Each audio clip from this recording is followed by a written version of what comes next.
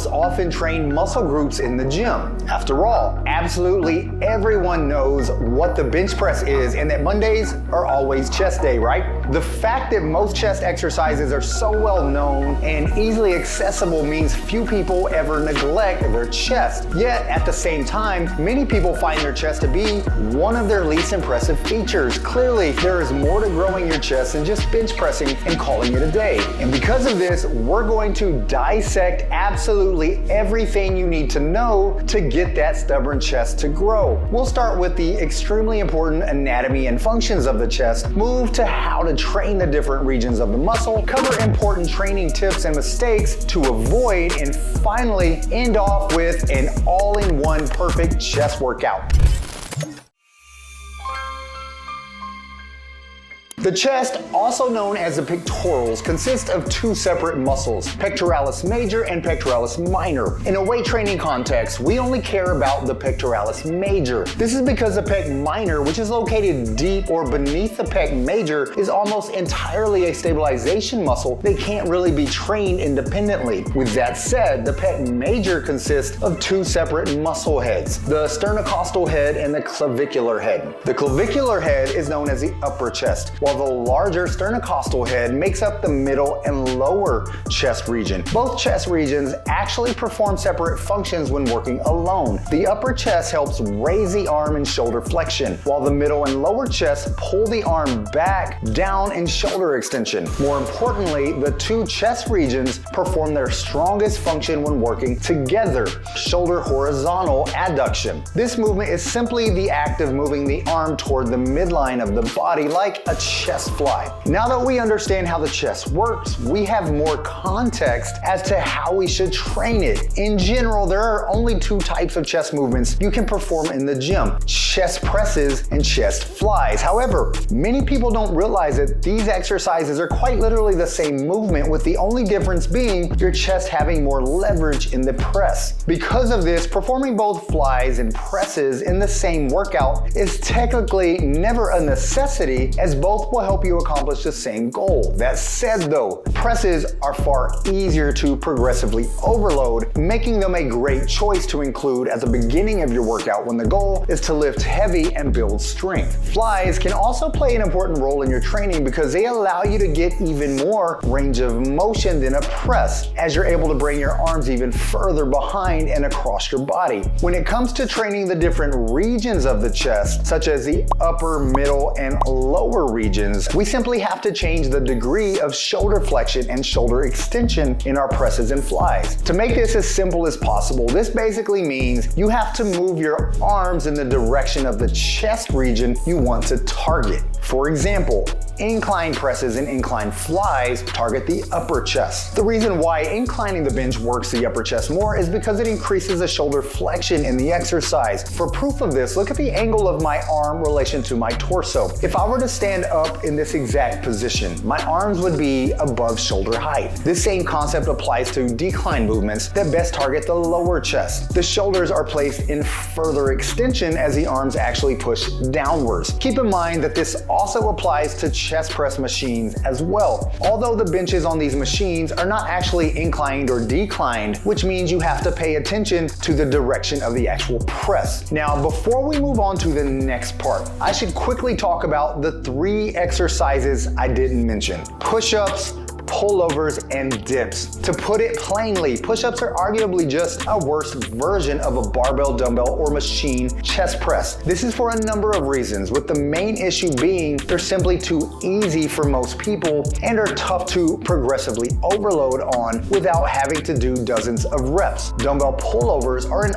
old school chest exercise that specifically targets the lower chest, which makes sense when you realize the exercise is literally just shoulder extension. However, this exercise is generally awful at providing the chest with ample stimulus when compared to presses and flies. To make matters even worse, the back also gets quite involved in this exercise, taking some of the work away from the chest. As for dips, they can actually be a great lower chest exercise when done properly with a slight forward lean. The important part of this exercise is to at least get down to parallel to ensure your chest receives a full stretch. While absolutely a great chest exercise, I wouldn't consider dips to be better than presses or flies simply because of the lack of stability and excessive involvement of the shoulders and your triceps. In case you couldn't already tell, the chest is a fairly simple muscle to train. However, there are still a few mistakes you should avoid when training your chest. First of all, when performing presses and flies, avoid letting your elbows excessively flare out to the sides. By doing so, not only do you place your shoulders in a vulnerable position, but you also shift more focus onto the front delts instead of your chest. Secondly, try to keep your elbows at a roughly 135-degree angle when performing chest flies. If your elbows are too bent, you'll basically just be doing a press. If your elbows are completely straight, you're going to place unnecessary stress on your shoulder joint. Thirdly, it's highly recommended you perform your chest flies with cables. The reason for this is simple.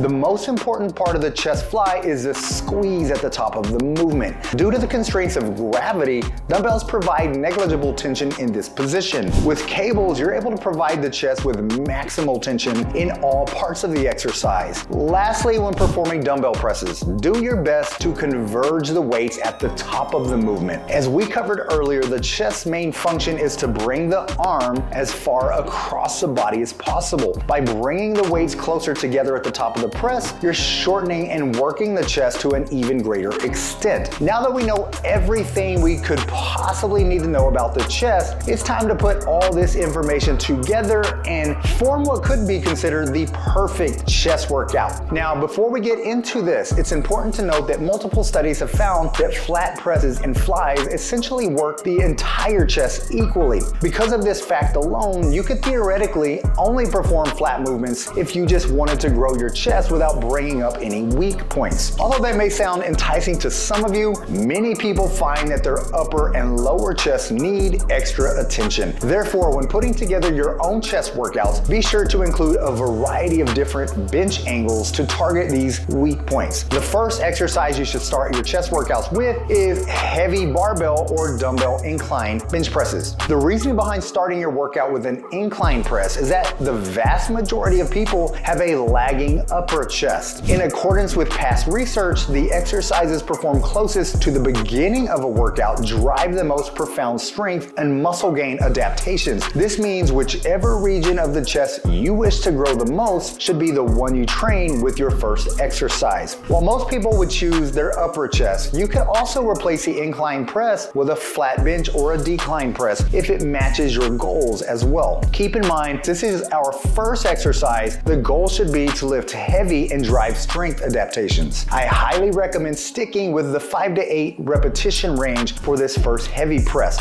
For the second exercise in your chest workout, you should look to include a flat free weight or machine-based press. Again, numerous studies have found that flat presses essentially work the entire chest equally. By performing a flat press second, you ensure every region of your chest receives enough stimulus. I'd highly recommend using a machine chest press and sticking within the 8 to 12 rep range. For exercise number 3, it's time to give presses a rest and move on to a chest fly variation. As mentioned earlier, cable flies will by far be your best option here. However, it's important to realize that you can adjust your cable fly to target any region of the chest you want. A low to high cable fly will bias the upper chest the most, while the high to low cable fly will target the lower chest the most. Since we've already included exercises to best target your upper and middle chest, I highly recommend using a high to low variation here to place an emphasis on the lower pecs. Similar to the last exercise, stay within the 8 to 12 rep range. This final exercise recommendation is completely optional, as the prior 3 are more than enough to help you grow an impressive chest. However, if you do wish to add a little extra volume to your chest workouts, I'd recommend performing one of the accessory chest exercises, such as push-ups, dips, or dumbbell pullovers. Considering this is your final exercise, it would be wise to stick to higher rep sets and use only moderate weight to avoid any fatigue-related injuries. After learning all of this information, you are as much much of a chest training expert as I am. Because of this, I should remind you that despite everything in this video being backed by research, you are ultimately the one in charge of finding which exercises and techniques work best for you. However, I should also caution that sensation does not always equate to stimulus. Just because something feels like it's working, it doesn't always mean it actually is working. For this reason, I highly encourage you to use what you've learned in this video